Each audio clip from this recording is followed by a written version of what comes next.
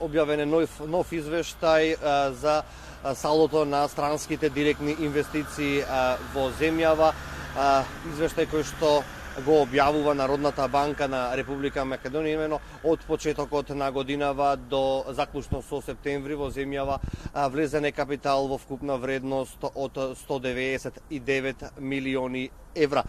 Извештајот покажува дека во првите 9 месеци од годинава најмногу инвестиции од странски бизнисмени се влезени од Германија или 23,2 милиони евра.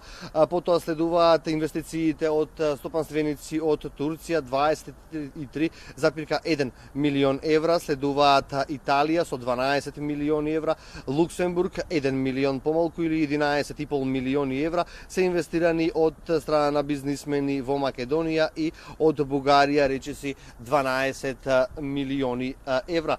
Во однос на дејноста во кој што се вложени парите, најмногу пари се инвестирани во производството, односно 38 милиони евра, додека 30,5 милиони евра се вложени во услужливите дејности. Според анализата која што денеска ја правеше телевизија Нова од 2007 година заклучно со последните податоци во 2016 година, нивото на странски директни инвестиции достигнува бројка од 2,4 милиарди евра.